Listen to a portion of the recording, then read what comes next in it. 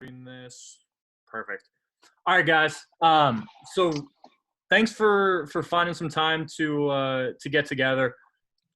This time is crazy, man, right? Like I've been talking to most of you guys at various points of time and just, right now there's a ton of fear, there's a ton of sort of like unknown, there's loss, there's sort of anxiety.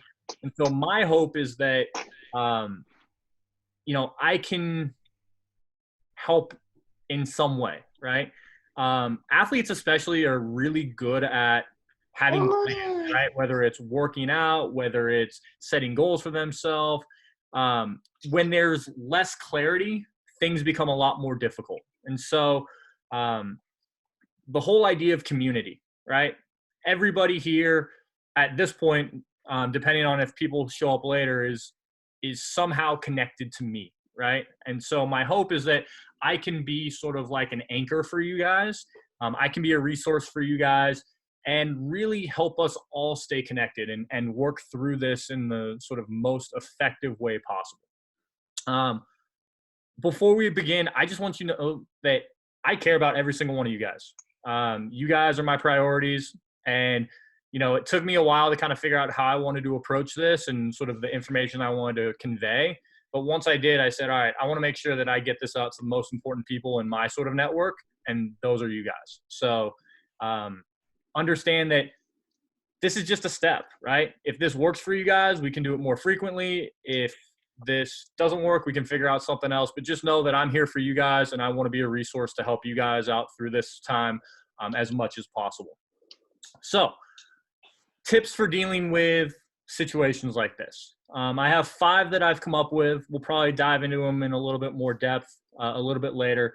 But really, the biggest thing is we can't suppress our emotions. So every single one of us in this room has dealt with something really, really unexpectedly. So for all the college guys, you guys had your season ripped from you, right? You guys were in the middle of a season preparing for tournaments, preparing for competition, preparing for conference, all of those things. And all of a sudden it's done. Okay, holy crap. For my high school players, right? You're in the middle of a high school season, right? You're working towards potentially your last year. You're working towards prom. You're working towards school. That gets pulled from you too. And I know in a perfect world, we'd just be like, all right, cool. Like, let's just let that sort of slide off of our back and let's just kind of move forward. But the reality is our emotions are valid, right? The anger that we feel, the frustration we feel, the sort of apprehension we feel, especially for like, people who have, financial obligations related to this, those are all stressful things. And so I want you to acknowledge your feelings. I want you to acknowledge your emotions and understand that all of those things are perfectly valid, perfectly true. Here's the thing though. I don't want you to take those emotions and let them lead to disrespect, let them lead to recklessness, disruption, emotional volatility. Because the reality is this is a fucked up situation for every single one of us.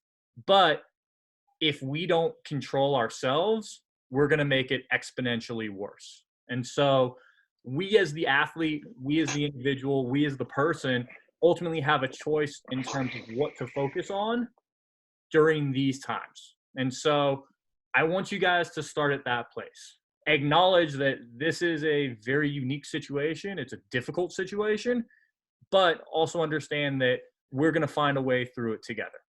That all makes sense, right? Mm-hmm. All right. Yep. So, number 2, control the controllables.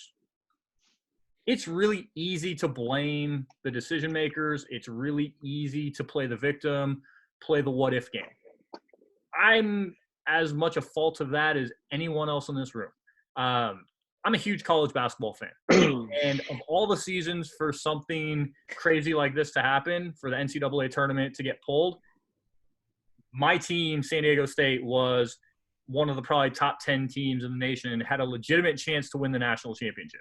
So when this first happened and they canceled the NCAA tournament, my initial instinct was, that sucks because I'm a fan and we had a chance to win a national championship. And then Hashtags, baby. right? Right? Exactly. And so you feel like this sense of this sucks, right? This isn't fair. All of these bad things are happening. But here's the thing is if you give up your emotional power to something that is out of your control, you are wasting your energy because you can't change it, right?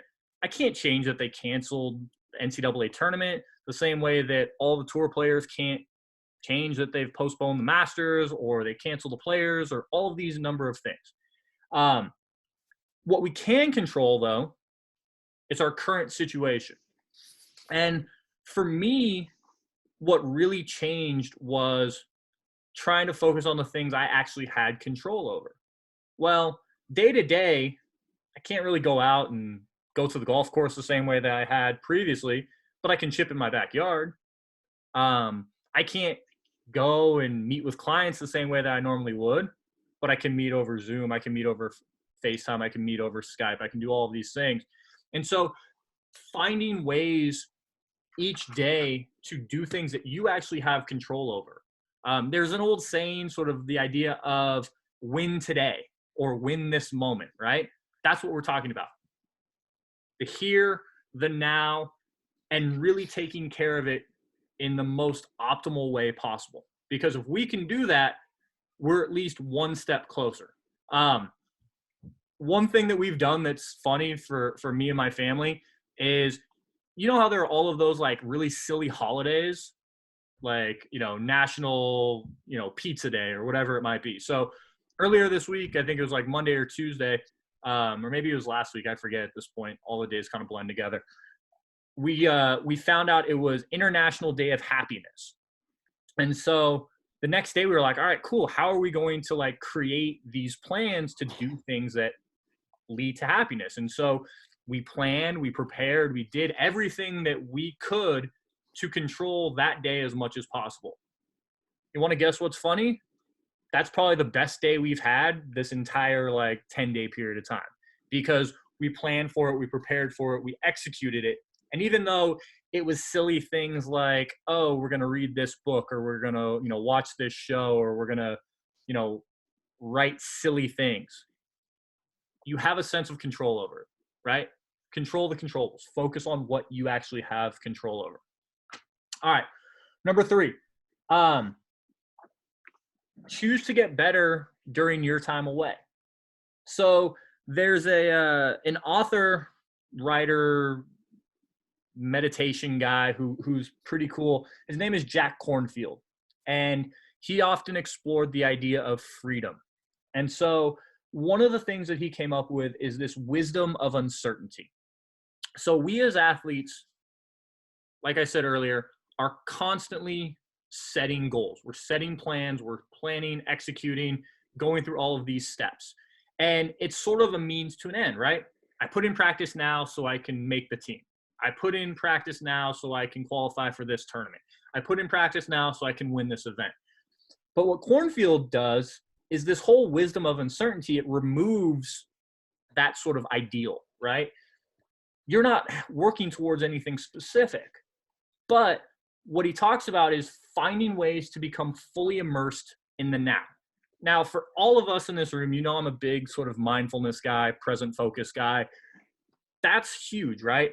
Understanding that this space here, this space now is really what matters most.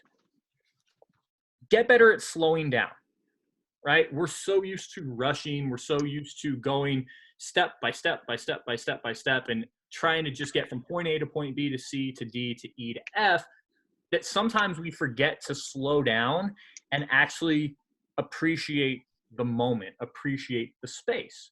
And so try and get better during this time at totally enjoying just this moment, this time.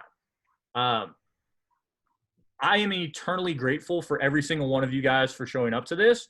And I'm trying to be as present in this moment as possible because for me, this is the only thing that matters right now. And I hope it's the same for you. I hope your mind is not thinking about what I have to accomplish an hour from now or 2 hours from now or whatever it might be. All right. Number 4, read, learn, and try and gain wisdom. I think every single one of us would either kind of qualify ourselves or define ourselves as athletes in some way, shape, or form. But the reality is that we are more than athletes. We are potentially brothers. We are husbands. We are parents. We are X, Y, and Z. During this time, try and understand, hey, I can work towards being a better athlete, but let me also work towards being a better person, work towards being a better human. So how do you do that? Well, you start by challenging yourself by going outside of your comfort zone. One thing that a lot of athletes struggle with, and this is something that they especially struggle with at the end of their careers, is that transition, because they're like, my entire life has been defined by athletics. It's been defined by sport. Now what do I do? And so sometimes they'll take cooking classes. Sometimes they'll take poetry classes or music classes or whatever it might be, just to give them some sense of balance. I'm not saying during this time to completely remove yourself away from athletics, but if you can find ways to do things that you might not normally do, or find things that might interest you outside of athletics, you'll find that when you come back to the athletic world, you're going to be a lot more prepared. You're going to be a lot more engaged. You're going to be a lot more balanced, which is kind of what we want, which is kind of what we're looking for. Related to that, there's tons of news out there right now, right? We're hearing updates pretty much nonstop through social media, the news, the radio, whatever it might be. It can be exhausting, especially because a lot of that information is wrong. A lot of that information is not fully vetted. And so take it all with a grain of salt. If you're going to take in that information, great. But make sure that it is reliable, make sure that it's reputable, make sure that it's worth your time, your effort, your energy. Don't go down the rabbit hole of, oh my gosh, I see that they're going to cancel the entire PGA Tour season and they're going to remove all of the restrictions on transferring. Like all of these different things that you hear, wait until you actually get the full story. That way you're not going to be playing sort of this emotional ping pong match back and forth, good, bad, ugly. And then number 5, and really kind of this will be sort of our jumping off point, is we got to get ready for the return, right? Because at some point in time, this is going to pass. In the Bay Area, at the very least, we know that we're kind of stuck until what? May 1st now, May 3rd, I think is the date that I read earlier today. So at the very least, we got another month plus to find a way during this time to be as productive as possible, to find a way to be as knowledgeable as possible. But understand that when that time passes, it's this time now that's really going to define who you are when that time ends. So I have a colleague of mine who does a lot of work with guys on tour. And he was telling me that, you know, guys have been calling him up and saying, hey, like, this is my livelihood. Like, I'm worried about being able to make it when it comes back, right? Because I don't know if I'm going to be practicing well enough. I don't know if I'm going to be practicing right. I don't know X, Y, and Z. You don't know how long it's going to take, but make sure that you're going to be on the right side of that curve instead of the wrong side of that curve, right? Don't be lethargic. Don't be lazy. Don't be, sad. You can have those moments, but more often than not, try and be as productive as possible during this time. Get the most out of this time. Learn, grow, engage, things like that. All right. So those are really kind of my 5 bullet points. And at this point, the rest is up to you guys. What can I do to be a resource to you? How can I help you guys? What questions do you have, concerns that you have? And let's, have a dialogue for the next 15, 20 minutes.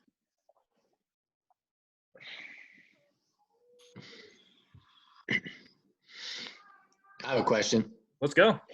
So I think it was your number 3. You had said like saying the now. Mm-hmm. That's a big deal for me. I mean, like I'm all over the place, undiagnosed ADD over here, right? But like, But one of the things that I have to do as a business owner is look to the future. Like I have to have stuff like planned out, like what's happening in 3 weeks, what meetings I have going on here and there. I mean, is it still okay to do that?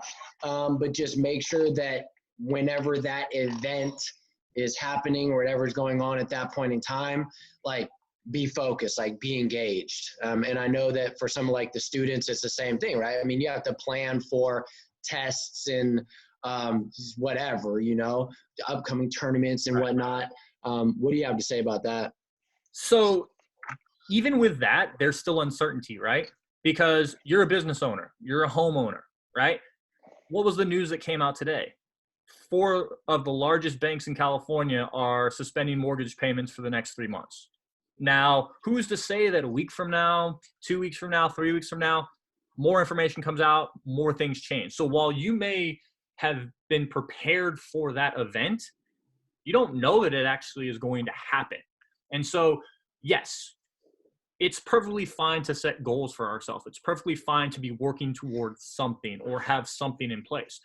But I think the bigger message is that this uncertainty really forces us to be as present focused as we possibly can, because the only thing that we actually can rely on and that we can trust is our current space, our current time, our current moment. And if we waste that time, if we let it slip by, 2 weeks from now, we're going to be like, well, crap, like I really messed that up because I can't get that time back. Make sense? Yeah. Excellent. Cool.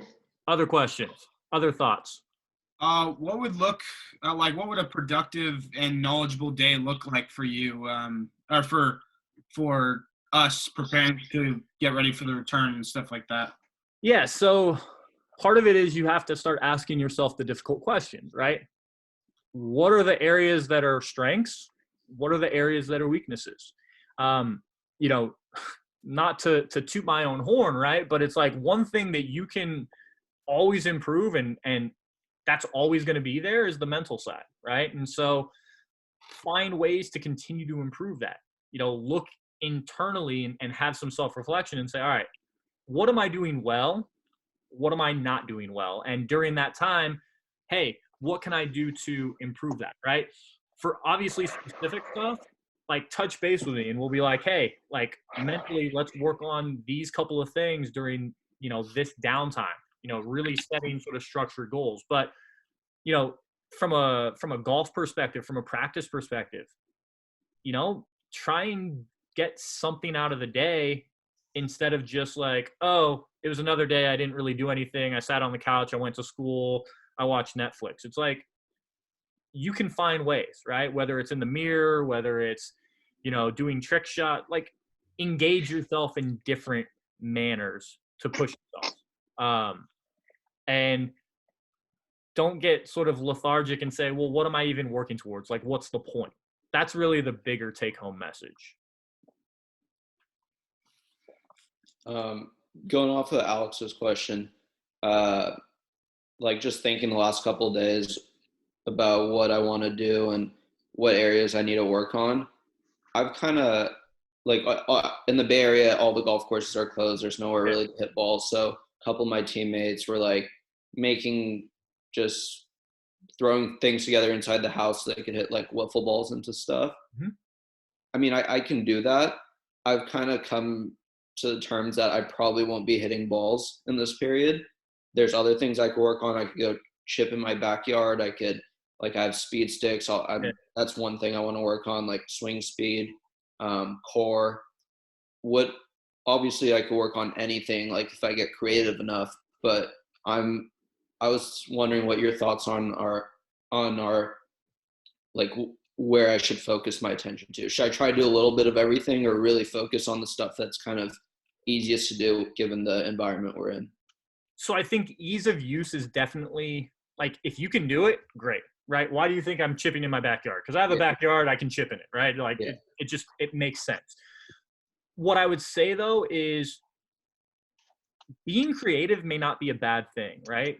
thinking outside the box may not be a bad thing, because all right, yeah, it's silly to be like, we're going to hit wiffle balls against our, garage door, but it might be fun occasionally. It might keep you engaged. And Right.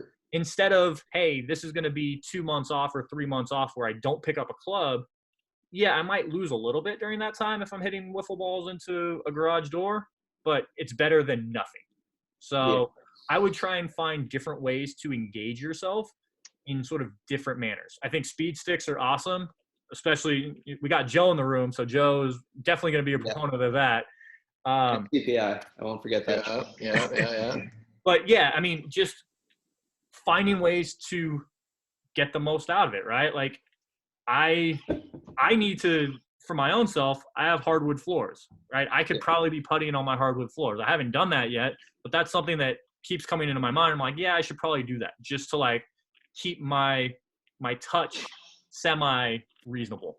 But yeah, in a time of uncertainty, finding things that you can sort of consistently do and rely on, it gives you, again, an anchor point, a grounding point. So if you can go out every day for, a half hour, go chip and take your mind away from the weirdness in this world, it's not a terrible thing.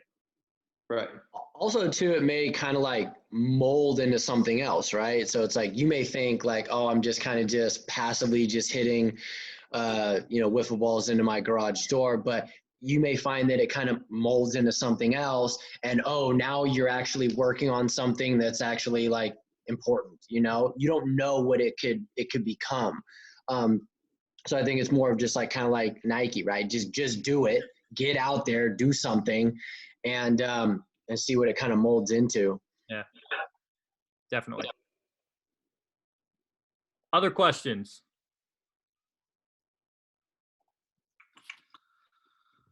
For me at least, I know when I talked to you last, like a week and a half ago, you mentioned like when you talked about with the first point, like being able to like say that, yeah, this like situation does suck. Cause at least for me, I want to be like, if someone would ask me like, oh, how is this affecting you? I'll be like, oh, there's nothing you can do about it. Just kind of suck it up, blow it off. But I've been trying to like really take some moments to like admit to myself like, yeah, this does suck. There's nothing wrong with thinking that, but also still trying to stay optimistic. But I mean, that was hard for me, but I think it definitely helped. Yeah, and it's one of those things where, for other people, they may not understand it, right? If you were to tell them this sucks, right? This isn't fair. Like they may interpret that in a particular way that is not really indicative of how you truly feel, right?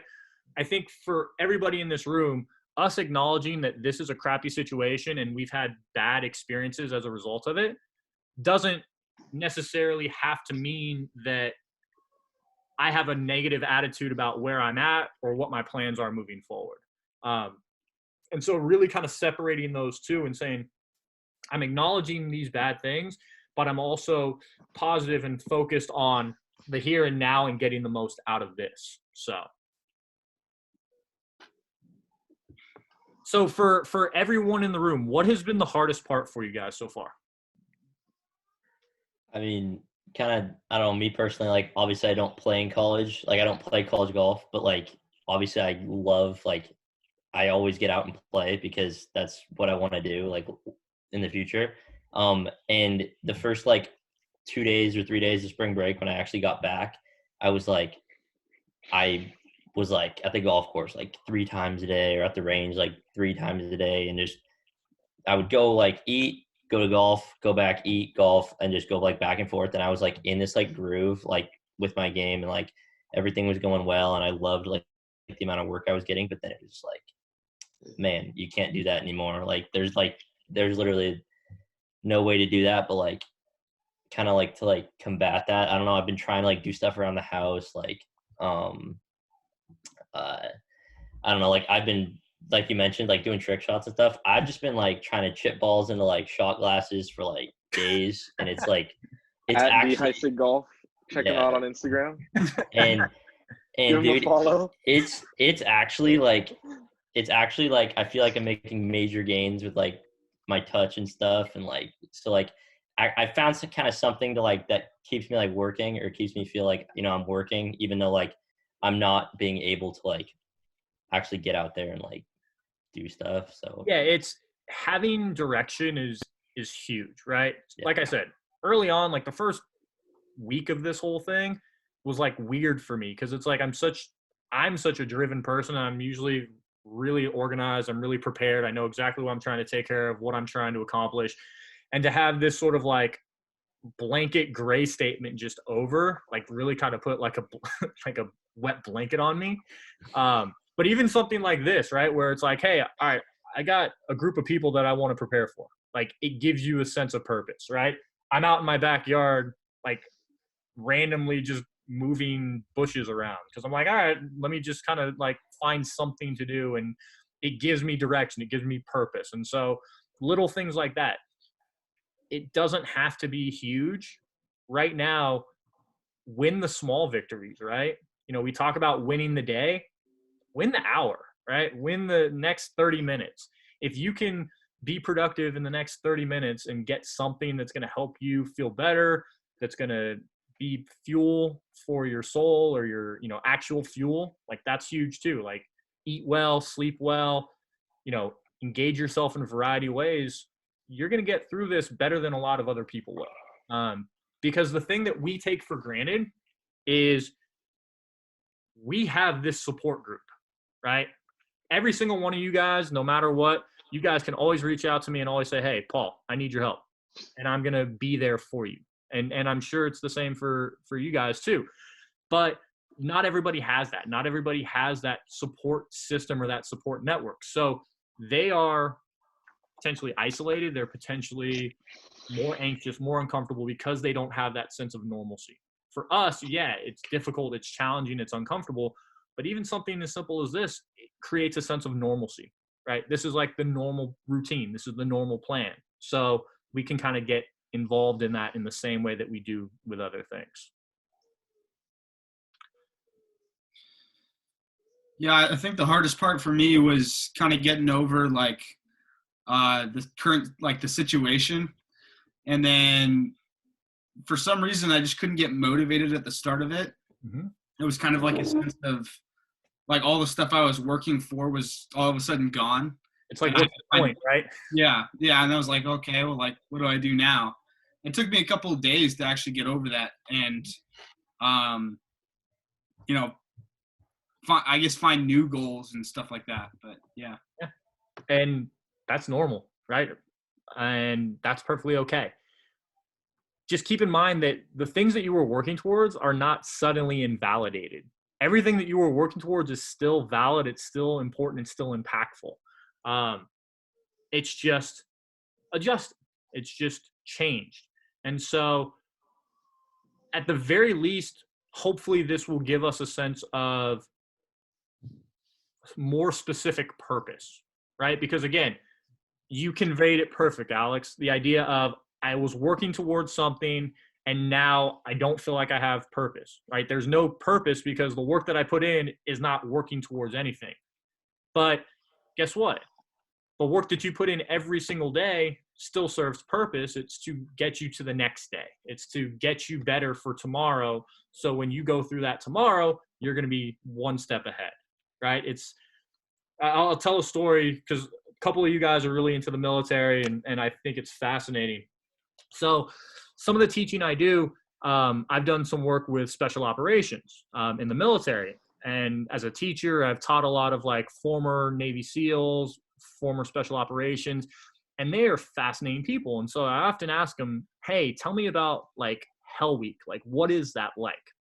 And they're like, well, it's exactly what you'd think. It's hell, right? It's terrible. You get very little sleep. You don't really get food. You're constantly working out. You're constantly challenged mentally, physically, emotionally, and all of these things. And I say, well, how do you get through it? And they tell me, pretty much every single one of them told me the same thing. I just get to the next part. That's it. And they're like, yeah, right? Like, I can't set my goal so far in the future that I can't accomplish it, right? When I am so tired, I'm so exhausted, I'm so fatigued, I'm so emotionally drained. I can't think 2 days in advance. I need to think 30 minutes in advance. I need to think, how can I get to lunch? How can I get to my next 10-minute sleep? Excuse me. How can I, complete this drill or this test? Because if I can do that, I know I'm one step closer. So really try and hone in on the here and the now. Again, I will take you back to Jack Cornfield. Uncertainty, right? It creates this incredible sense of freedom. It's freeing not having something that you are specifically working towards.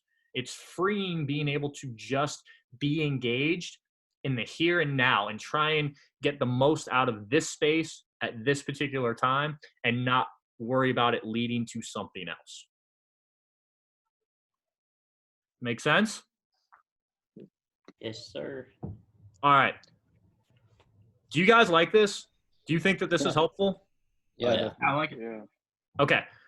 Because one thing that I'm doing with a lot of my, professional colleagues is kind of doing like weekly sort of conference calls like this, where it's like, hey, just supporting each other, right? Finding a way to be there for one another. Do you want to do this for the time being until we get into some more level of normalcy where we kind of jump together, every week, every 10 days, something like that, just to kind of check in, see how everybody's doing? Yeah. Sure. Yeah, I'd dig that. You be on board with that? Yeah. Okay. So we'll do that. What we can do as well is if you guys want to do more specific stuff where it's like, hey, can we work and figure out some things that we can do during this next week or two to keep me focused and keep me directed? Just shoot me a message, shoot me a text, give me a call, whatever it might be. We'll get something on the books. That way we can be more specific. And then these group sessions will be more kind of generalized. They'll be more specific to, hey, how can we emphasize the group and really a sense of community? Sound good? Yeah. Yeah. Perfect. Thank you. Awesome. Anything else you guys need from me in the time being?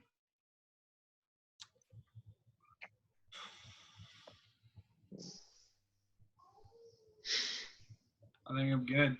Yeah. All right. That was pretty good, man. Thanks for putting this on. Of course, man. Thanks for coming. I appreciate it all. And yeah, we'll get something in place in probably the next week, 10 days, something like that. But yeah, if you need anything from me in the meantime, let me know. And I will try and post this if I can.